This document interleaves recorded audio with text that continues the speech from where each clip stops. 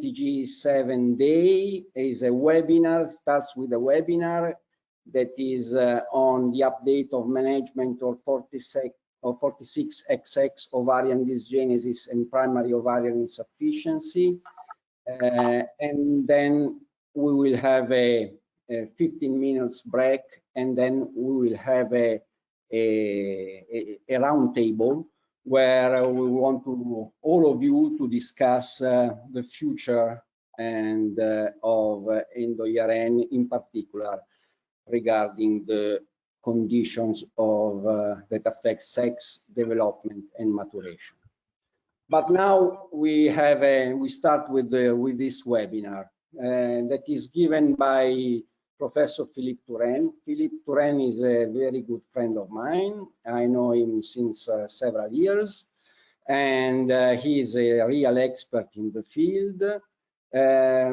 He published a lot of papers on this subject. He is the head of endocrinology and reproductive medicine unit at the Hôpital Salpêtrière in Paris, Pitié-Salpêtrière in Paris, and he's professor of endocrinology, I guess, at the University of Sorbonne University.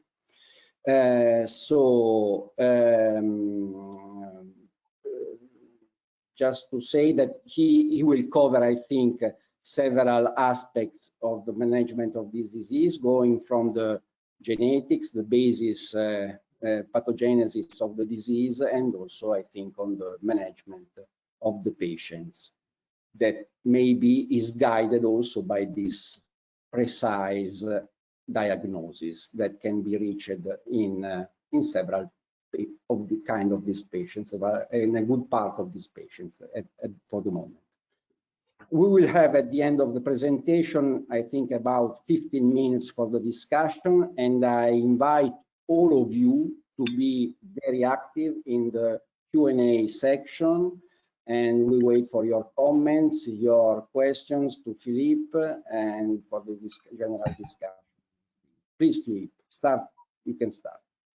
Thank you. Okay, thank you, Luca. Really, thank you for your very kind introduction. Thank you to you and to Ella for the invitation to do such webinar. It's my first ERN webinar. It's a real pleasure, because I'm sure that we'll have the opportunity to share and to discuss about such topic. So maybe here I am. Okay, so very briefly, I'm effectively working in Pitié-Salpêtrière Hospital in such building on the left, and we had the opportunity in France to set up some networks dedicated to rare disease in endocrinology and gynecology, and so far it has been very helpful for my group to work on such rare disease because of the structure which has been possible now for the last 20 years. So I have no conflict of interest. As Luca mentioned, I will try to tell you the story about our involvement in such topic, how we started 20 years ago and how we are now in September 2021, 20 years after. And we'll discuss different aspects of the management of such patient presenting a POI associated or not to an ovarian dysgenesis, and how we manage and how we work with the population. So we'll discuss about a topic which the common basis for those patients is that the ovarian activity is decreasing and disappearing. There is complete absence of follicular activity. It can be very sudden, or it can take a few years. We'll see this point in a moment. We're speaking about POI for every woman before the age of 40. So far, for example, for an adult woman who is 44, even if at the age of menopause is very young, we'll say, it's not properly to speak about primary ovarian insufficiency. This insufficiency is associated with absence of menstrual cycles most generally, and associated with an hypogonadism and a high FSH level. I saw in 20 years how we decrease the criteria from 40 units per liter to 25 with the last ESHRE guideline. Concerning the incidence of such situation, it's quite complicated precisely to define it. We suggest that around 1% of the 40 years old patients have POI, one per 1,000 at 30, and most probably around 1 for 10,000 patients around the age of 20. So just before starting properly the talk, I would like to remind you this very well-known slide from the different steps in terms of maturation of a follicle, from the germ cells leading to the primordial, primary, secondary, and early antral follicles, which is the basal growth of the follicle maturation. And after that, depending on the role of the gonadotropins, FSH and LH, the process of maturation up to obtaining the an ovulatory follicle. So this is the common physiological process, and what we can suggest is that concerning the mechanism leading to a POI is, for example, the first one should be an initial decrease of follicles number, which is commonly observed in ovarian dysgenesis, or for example, in situation with chromosome anomalies, for example.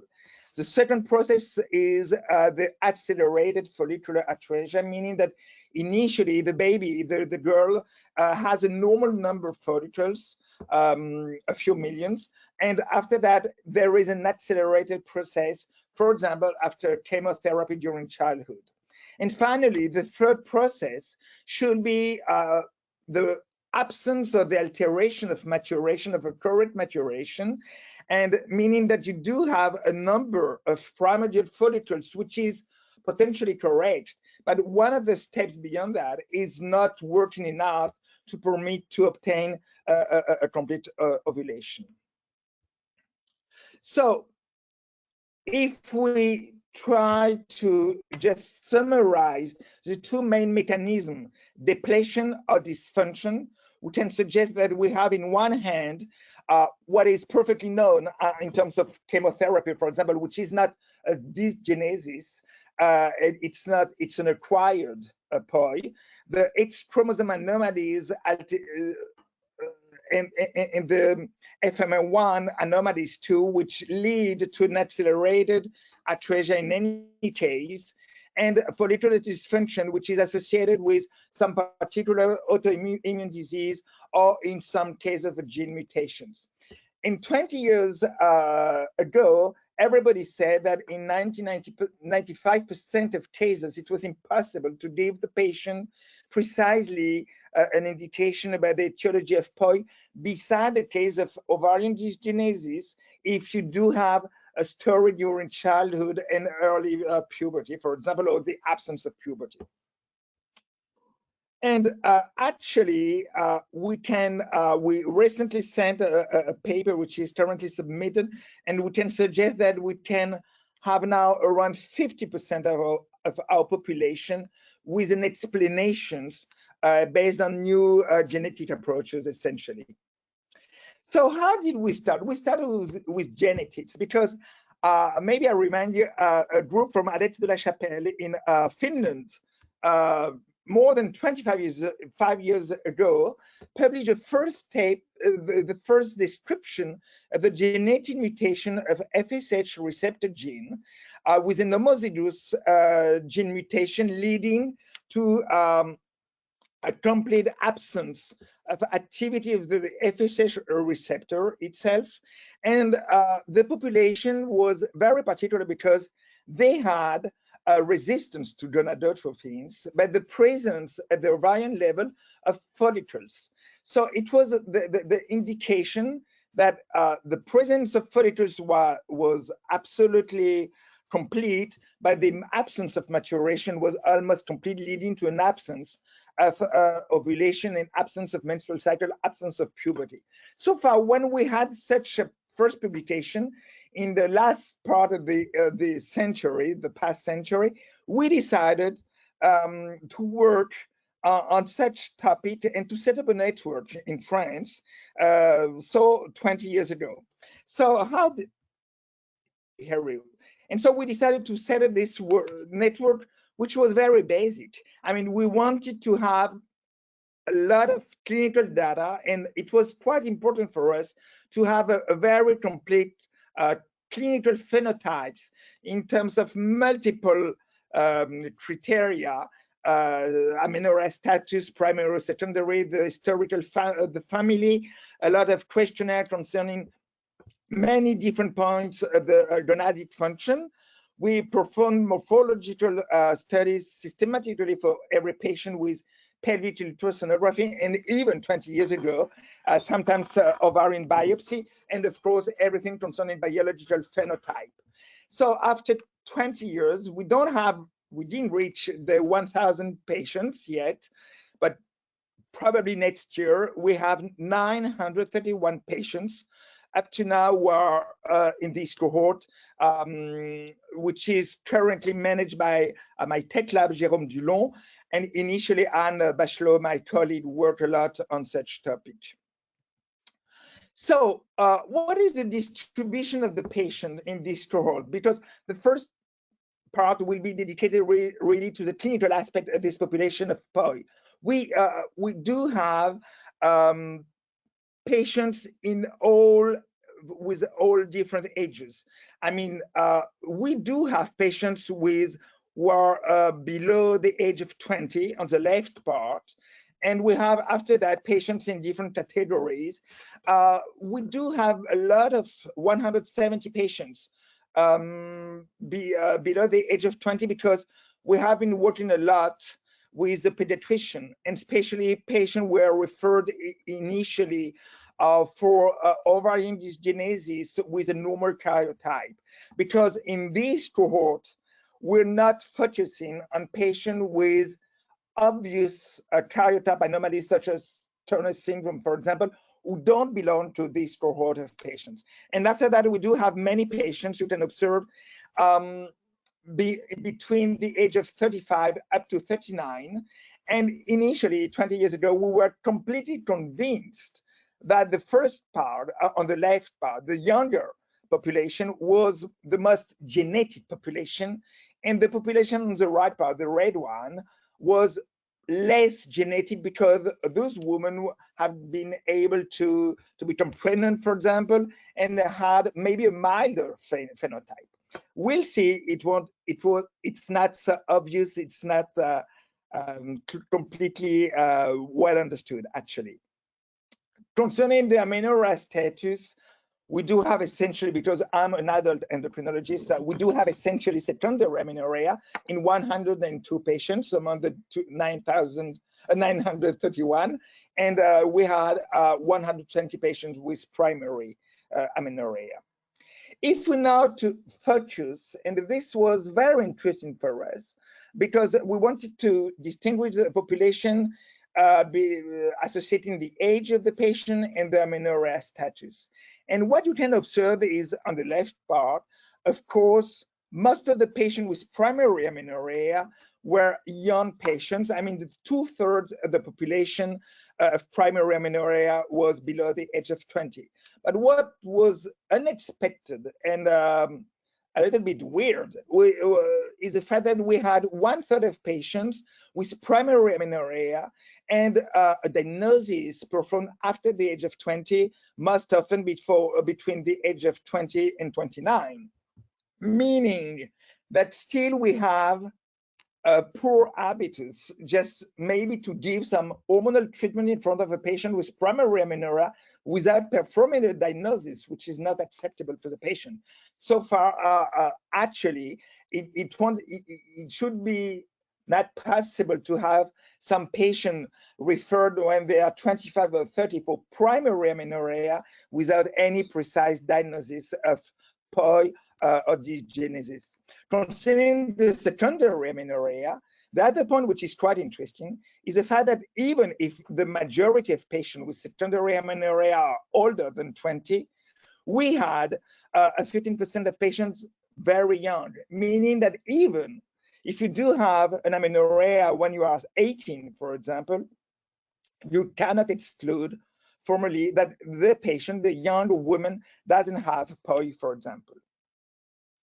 If now we work on the association between the age and the pubertal status, once again, it was quite interesting because, of course, on the right part of the slide, you can observe that absence of puberty is observed essentially in young women and partial puberty too. But once again, we were very surprised to notice that some of our patients were referred when they were 25 or 30, and sometimes presenting with an absence of complete mammary gland development because they were not treated or because the diagnosis wasn't performed initially at a young age, which could appear unbelievable. At the contrary, on the left part, you can observe that normal puberty is most often associated in older patients after 20. But once again, before the age of 20, you can have a normal puberty. And if you do have a secondary amenorrhea, you cannot exclude POI, and you don't have just to suggest that before the age of 20, systematically it's an ovarian dysgenesis, because you can have a secondary amenorrhea, an acquired POI.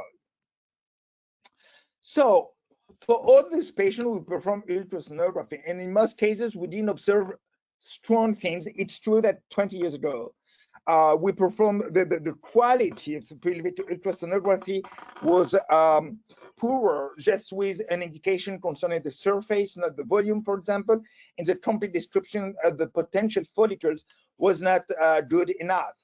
In some cases, on the right part of the slide, you can observe some very rare cases with an aspect which could be a polycystic ovarian disease syndrome with multiple follicles.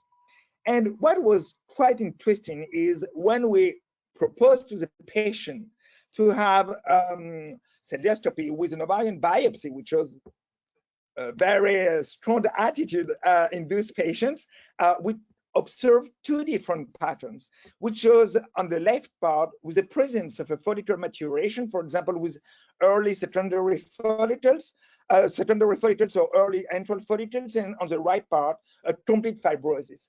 So at that moment, 20 years ago, we decided to think about the origin of POI based on the clinical phenotype, based on the ovarian biopsy, suggesting, for example, that patient with the left part of the slide in terms of histology should be good candidates for a gene mutation leading to an alteration of the maturation process, and on the right part, probably a stronger situation with anomalies, for example, of chromosome X.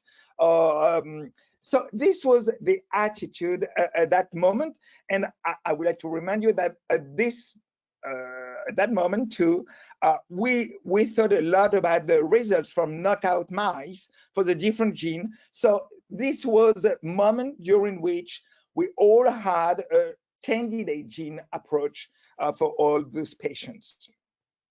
So if now we just try to summarize 20 years after with our 931 patients, we have different aspects I would like maybe to discuss. The first one is based on the questionnaire. We had a number, relatively high number of patients with familial history. I keep cautious. Why? Because it's quite difficult, because a lot of women were completely unable to give us really an indication about the FSH level of the mother, for example. The age of 40 was not completely sure for some patients. Patients whom mother had been hysterectomized thought that they were menopausal women, which is not real. So we have to take cautious. But anyway, it's interesting. Concerning autoimmunity, it's another aspect, because 20 years ago, a lot of papers have been published considering that autoimmunity was an important etiology for POI, which is not the case of ovarian dysgenesis. And in our hands, we could suggest that we do have almost 20%. It's wrong. I mean, it's true that we have a context of autoimmunity, but essentially with presence of antithyroid antibodies.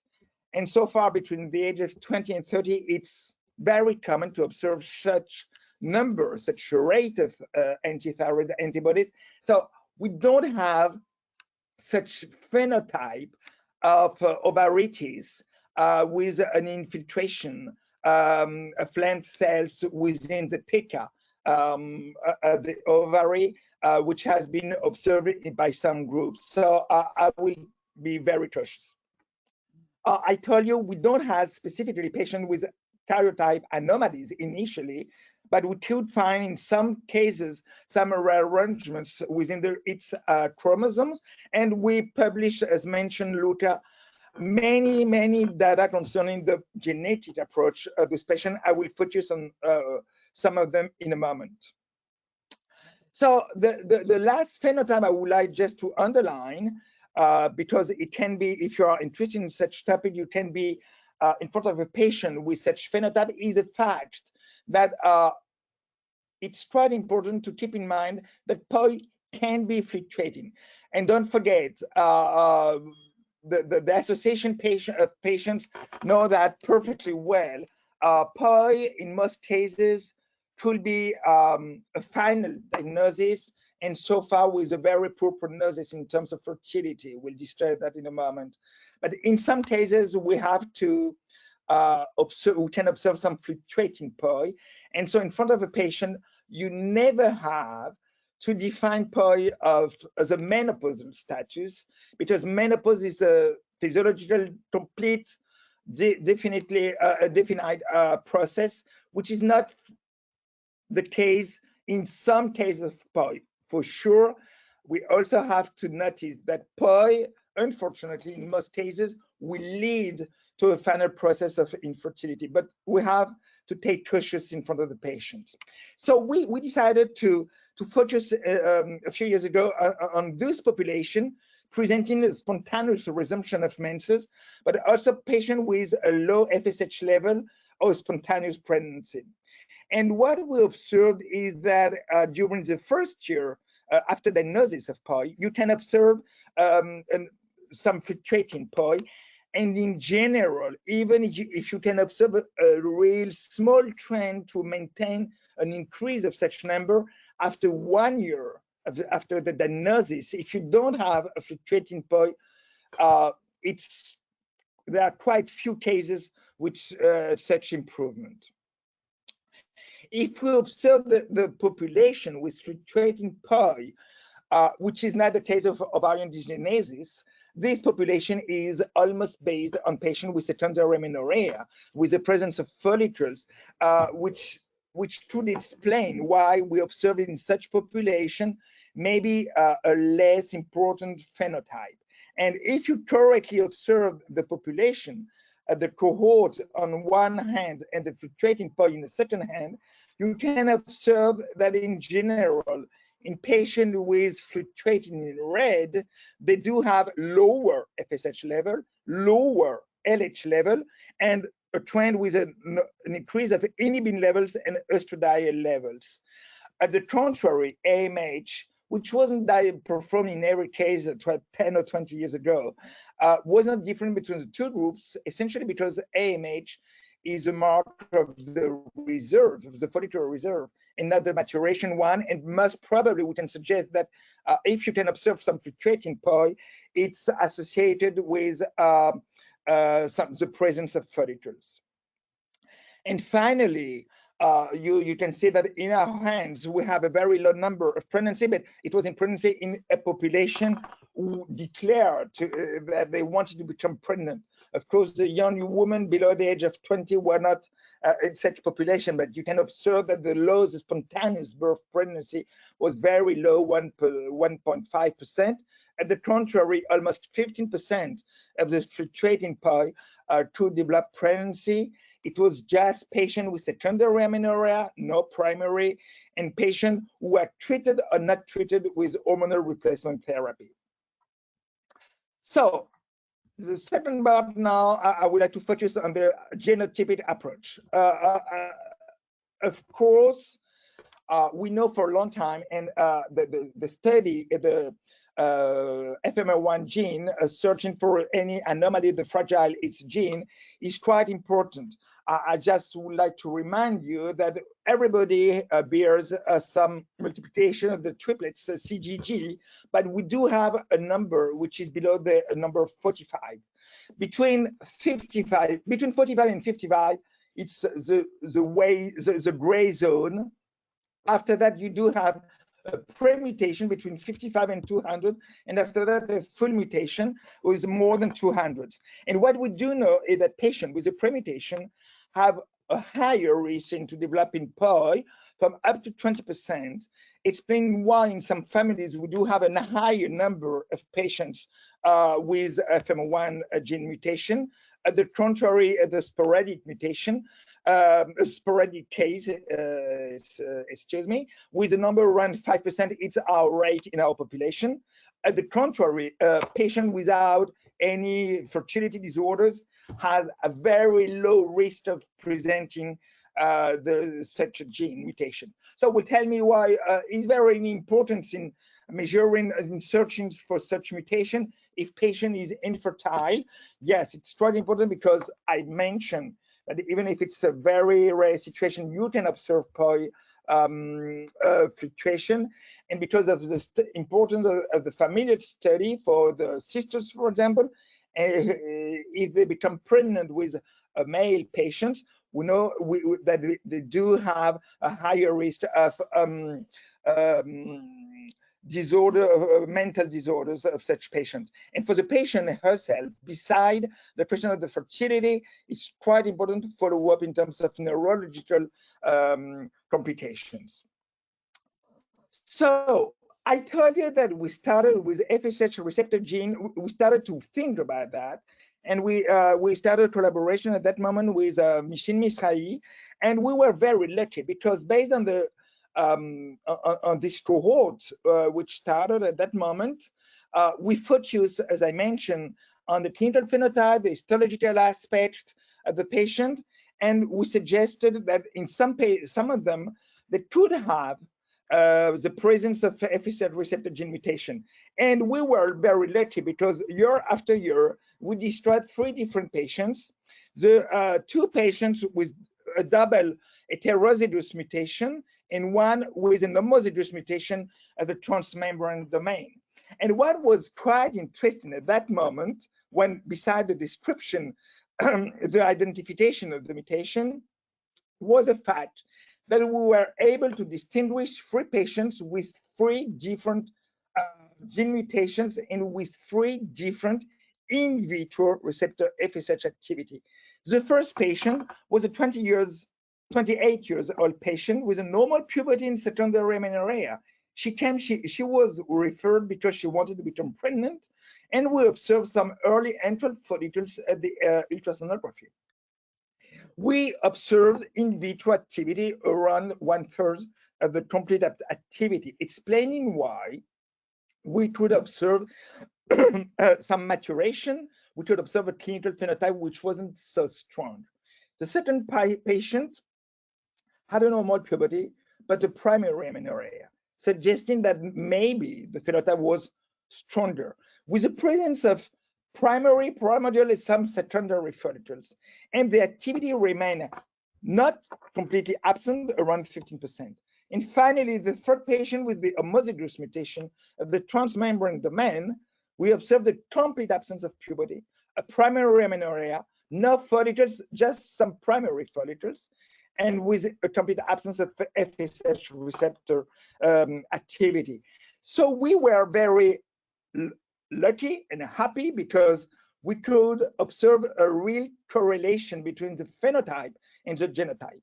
But I can tell you now that 20 years after, very few cases new mutations have been identified, suggesting that this gene is one of the genes potentially involved, of course, in POI, but probably at the very low level. The second aspect we developed with Nadine Bina at one moment was the approach, because around the NOBOTS gene, which is a transcription factor, which has been involved in the US and China, initially described, and we decided to analyze NOBOTS in our cohort of patients, and we identified new variants, the heterozygous states, the 5 heterozygous variants in a population which was quite interesting. And this study has been very helpful in our process of thinking about POI, because you can observe that 5 different colors, the 5 different gene mutations. And for each of this population, for example, the first case, it was 2 sisters with the same mutation, but one with a primary and the second with a secondary amenorrhea. The second mutation was associated with either primary or secondary amenorrhea, with either presence or absence of follicles. And for example, we had exactly the same thing with the 4th and the 5th case, the 5th variation. This population was essentially a non-Caucasian population from Africa, from Western Africa, with a lot of difficulties for us to collect data from control population, because it's not sufficient to say that it's not a non-Caucasian people. You do have a lot of different ethnicities, but we could suggest that among our population, we had more than 6% of mutation in this population, suggesting that we search for it in every patient now with NGS approach. So the new approach, the last maybe 10 and now 5 years, were essentially the next generation sequencing, and after that with the exome sequencing, and today and tomorrow with the genome sequencing, depending on the countries where you're living. What we can say is that we just published a study concerning almost 300 patients with next generation sequencing with 18 genes which were studied. And as I told you initially, we had 25% of our population with 1 mutation, but also many patients with uncommon variants, so we have to take care about that. But 25% with 1 mutation, and some patients with multiple anomalies. This is the first point. The second point, which was quite important for us to describe, because we wanted initially to underline that probably patients with mutation, with genetic mutation, were maybe the most genetic patients, explaining a stronger clinical phenotype. We were wrong.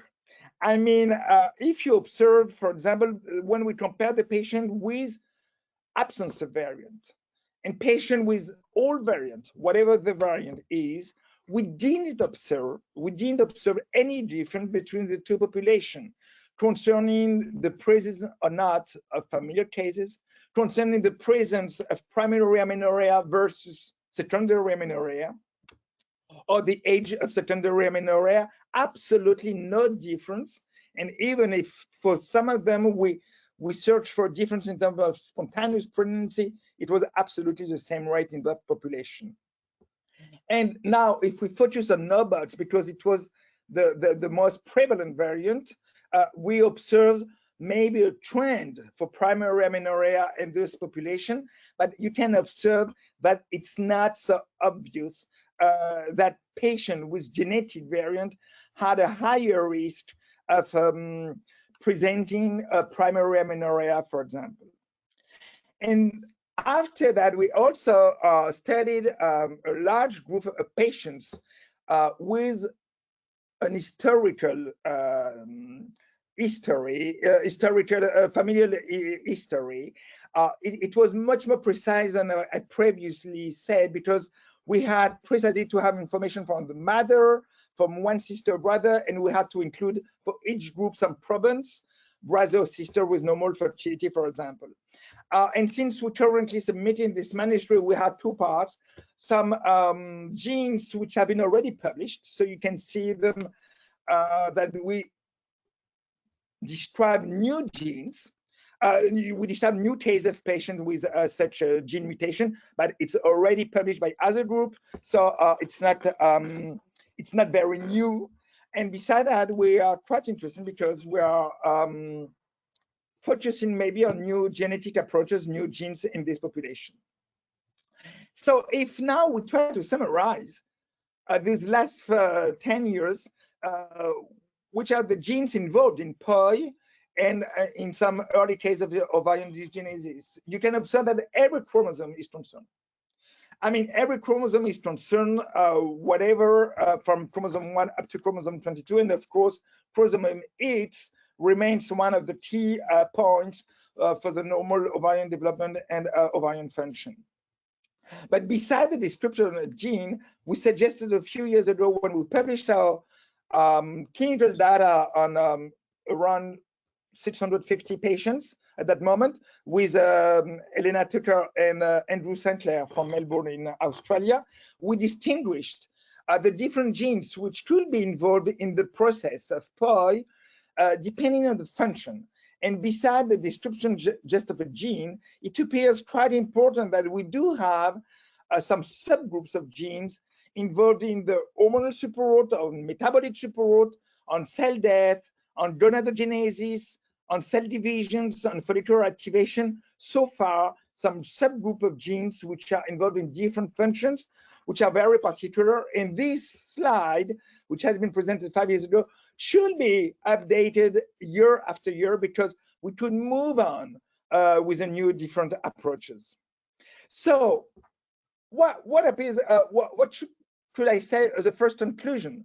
That after 20 years in studying such population, it's quite important to work on genetic approaches, but we have to keep in mind, I'm keeping in mind as a clinician, that it's quite important to keep in mind what is the clinical phenotype, what is the evolution, etc., for the patient, even if we're not approaching with a gene candidate approach. The second point is we move on. We're not speaking about knockout mice to search for a genetic involvement. We're working on panel genes now, and now around genome sequencing for some cases. We know that with the previous study that up to 50% of the familial cases are associated with genetic anomalies. We have to take care about the study we perform as a clinician, because initially we decided to start with a panel of genes involving a lot of genes which were, for example, involved in cancer development. And we have to take care, because as soon as we observe any variation of one of such gene involved, for example, in cancer process, what should we say to the patient? So we have to take care. And working with genetician is absolutely mandatory. The second point is, based on our experience, it's not complicated to manage a patient in terms of diagnosis. FSH remains probably the key factor. You have to perform a diagnosis of POI in front of a patient with amenorrhea, because FSH is increased. That it's finished. Your diagnosis is performed. Maybe it will be a fluctuating POI, but you have to perform that. And we have to distinguish this population from the population that is currently managed by GENOPS with a poor ovarian reserve, which are defined as POI patient, and they are not POI patients. This is completely different.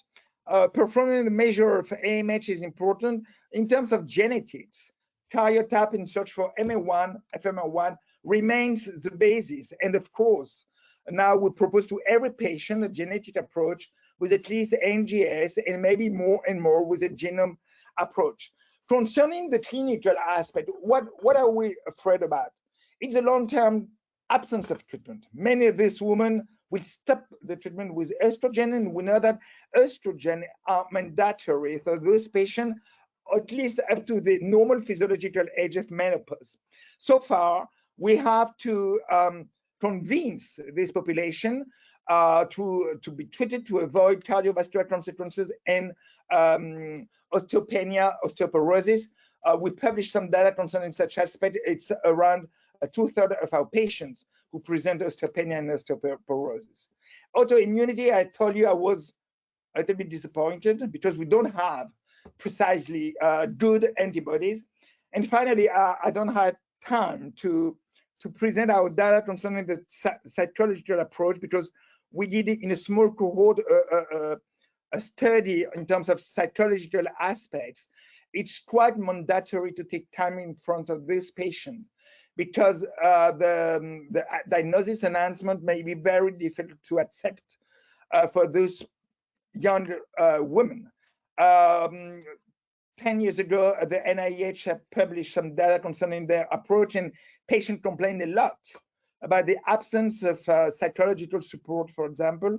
So it's quite important to be there with the presence of the patient association to help such women, especially when they are young, without previous pregnancy. So to conclude, definitely you can see that it's quite impossible to build up a network and to present such data these last 20 years with many publications without a good collaboration. And you do have collaboration with biochemistry, radiologists, surgeons when we perform biopsies, pathologists, all the clinicians, and all people from genetic departments from different parts of the world. So I would like to thank you very warmly for your attention, and I'm there if you have any question. It will be my pleasure to try to answer. Many thanks for your presentation, and I gather you're a clinician like myself, but we have to talk to the geneticist all the time. So I have one clinical question, and that is, in the Fragile X children, I'm a pediatrician, do the mothers always have a POI? Is that a general feature? For instance, sometimes I suspect Fragile X in a boy or so. Can I just ask the mother if she has premature ovarian failure, or is that not a diagnostic feature? That would be my first question. Oh, it's a quite important point. No. It's not 100% of women, of mothers with a child with the X fragile syndrome who become POI patients.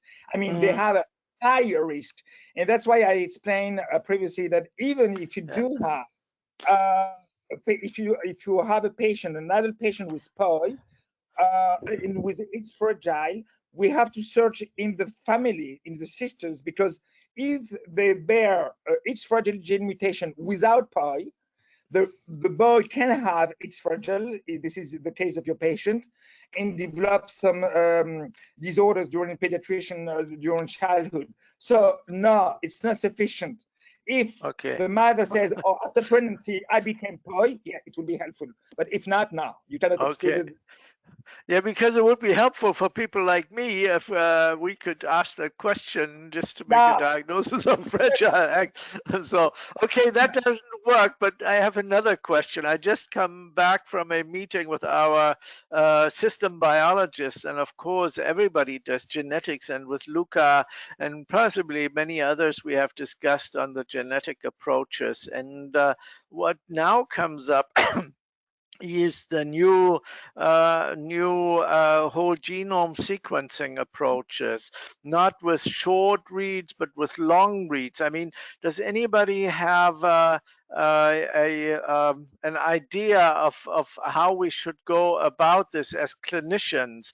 You know, we have recently seen a DSD people, and we've put it on a preprint server, so it's available, where not the genes are disrupted, but the three-dimensional structure of the DNA, so to say, so-called topologically associated domains. So the question is, also to the audience to get the discussion going, when do we do this, and what's the experience for us not looking for let's say single point mutations, but for disruptions in the expression of genes?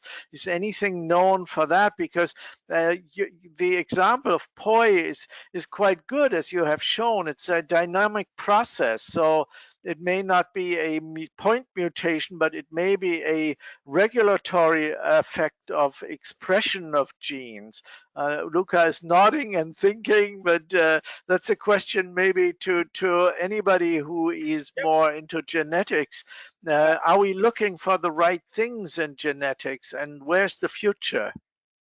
Yeah, now this is a key point. You mentioned that I wanted especially to describe the dynamic process in 20 years. So I'm convinced that we're moving now to a new step. It's not so easy. The dynamic step, at least I see the organization in France, at least, I don't know what is the situation in Germany or Italy. England has been really more dynamic in terms of genetic approaches for a while. Because why is it so complicated? Because for patients, we need systematically to have some data from the two parents and genetic data. So meaning that we need the parents to study the adult. And so when it's a child, it's easier because you can suggest that the parents will be there. So it could be not an important point. It's a major limit actually in our hands. But I'm not saying we won't improve that. The second point is that we don't have, concerning POI, we're not able actually to say precisely what should be the impact of a genetic mutation in terms of genomic mutations if we do have modification of the structure of DNA, for example, with maybe in some cases such aspect, because I mentioned when I published the different subgroups of genes, I'm convinced that you will have some variation of within the genome leading to such anomalies in terms of DNA structure or DNA repair or cell division, etc. So what has been proposed in terms of subgroup of genes based on NGH or exome sequencing, I'm almost convinced that with genome sequencing will have probably different aspects. So genome sequencing won't resolve the why in 100%. It will give us more insights. And what is also important as a clinician, it will give us a lot of insights in terms of mechanism and in terms of physiology of the normal ovarian function. Yeah, thank you very much, because our geneticist just said using whole genome sequencing and the classic short sequencing approach, it gave him only a 1% increase in the yield of certain things. So we have to think even more bigger. But okay, thank you very much. Those were the problem is that we should ask to all the women and find all the women that go into premature ovarian insufficiency, the possible involvement of FMR1, because it's very frequent and is the most frequent probably alteration beyond perhaps the mosaicism for Turner, but then in the early ages. But then, if you reach this diagnosis in this woman, you can prevent the appearance of a full mutation, so the mental retardation in a boy coming from this family, because you find the cause or the possible cause of this early menopause, and you find this red flag for the risk of mental retardation in the family. And so you screen the other women in the family, and you may prevent the birth of a mentally retarded boy. So this is the way I think we should face this issue. Now, the question from Magdalena is, what do you suggest to adolescents with very low AMH, suggesting low ovarian reserve, but otherwise still normal FSH and menstrual cycles? What is your experience on long term in terms of ovarian function in these patients? This is an important point. The long-term follow-up is mandatory, and we can now start with our earlier population from the 2000, because they are 20 years older. The different points I would like to underline is the first, during adolescence, if you do have not complete POI, if I do understand the question, but a low ovarian reserve, it's the same in a young adolescent or a young adult woman. We have to now move on and to propose systematically ovarian preservation, gonadal to preserve potentially the fertility. So as soon as you observe some disturbances in terms of gonadic function, you don't have to expect the high FSH level to suggest such strategy, because in this population, most often they don't want to become pregnant now. And the fact is that if they do need a contraception, you have to give them contraception, because they can become pregnant, what is not expected. So this is the first point. The second point is, in terms of long-term follow-up, as I mentioned, this is a real problem, because and because of psychological approach, I'm convinced most of women who receive a diagnosis with POI, it means I won't become mother. Mm-hmm. I won't become pregnant. So why would you like me to take a treatment? Because this treatment, in 20 years ago, we didn't speak the same level in terms of menstruation or absence of menstruations. So a lot of women said, I don't want to have menstruation because you give me, it shows me some aspect of my femininity, and I won't become pregnant, so I don't want to be treated. And so they stop treatment. So the reality of this population is that they potentially become at a higher risk for cardiovascular disease before the age of 50. When I'm speaking about the young population of 20, it's quite complicated to perform a study because you don't have a huge population which could be compared to a control population. Even my population of 931 patients, do you see it's 50 patients a year? So it's complicated to conclude, but really I suggest to clinicians to try to keep in touch with their patients to avoid such problems of management of treatment which is not correctly managed up to now. Would you advise the preservation of fertility in a young girl coming from a family with POI? With, I'm sorry, with a young girl with? Coming from a family with POI, let's say the mother of POI. Yeah, since you have, well, on the base of familiarity. Yeah, what we suggest, it depends. In general, we are in front of patients who come to see us when they are 20 or more, and it depends on the age of the mother. In general, when the mother says, I have been, well, she became pregnant because she has the daughters, we know that we have to perform it a few years before the age of the menopause in the mother. For example, if she was menopausal woman when she got POI at 32, I would say that just to be sure, we propose systematically to have a preservation, even if the patient has a complete normal function with a normal ovarian reserve, everything which is correct. And in general, it's quite accepted because it's not, 20 years ago, we had to propose to take one ovary. And now it's a stimulation with vitrification of the oocytes, which is completely different. So they do accept in terms of prevention potentially, and because they know the familial story. So the psychological management of the issue in the family, you think is?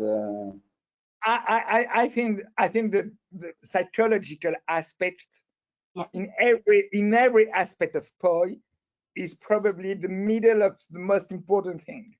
You can manage the patient correctly. You can perform any genetic study you want. If you're not able to organize some healthcare to trusted, you need to be trusted by the family. It's absolutely, yeah. And in general, the mother feels very responsible and guilty sometimes. So we have just to explain it's not a question of being guilty of something because you do have a genetic variation or whatever you want, but we have just to work with the family and to help them because it's a tough situation in terms of diagnosis.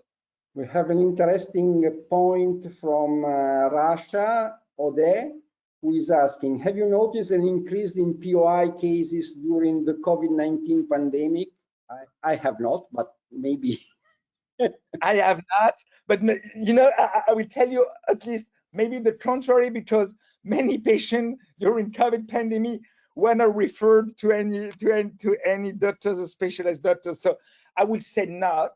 What is interesting is I didn't discuss such point.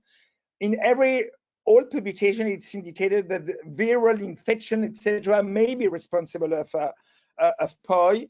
We didn't observe such sudden process. So in some cases, with psychological issues, we observe a real POI, a sudden POI. But viral infection, it's not so common to explain POI. So I would say that most probably not. Just to finish, because we are close to 3 p.m. To 4 p.m.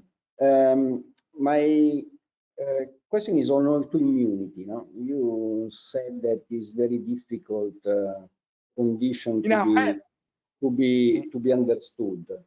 But I saw that you put a 22-27%. How do you, in the fluctuating and in non-fluctuating cases, how do you establish these figures? And if you use beyond the autoimmunity, let's say surrogates, also AMH. Yeah, no, you're right. It's a high percentage. So, but it's true that in our hands, this high percentage is because of the presence of antithyroid antibodies. So maybe why such high percentage among the population? Because even if it's relatively common, thyroiditis, Hashimoto's disease in young population of women, we are surprised to observe such high number of antithyroid antibodies. So we cannot discard formally the involvement of autoimmunity. What is but more? This is the same also in PCOS. Yeah, absolutely. But the fact is that the Italian group, I remember from Napoli, I've described some infiltration also of the TECA. I never observed such profile with higher LH than FSH levels. Because when you do have a higher level of LH, it means that TECA is the first target in that granulosa of antibodies. In this population, we have to think about ovaritis. But I don't know why we don't have so many patients with such profile. So the 22-27% is established on the association with the thyroiditis. Okay. Essentially. Sometimes with diabetes, etc.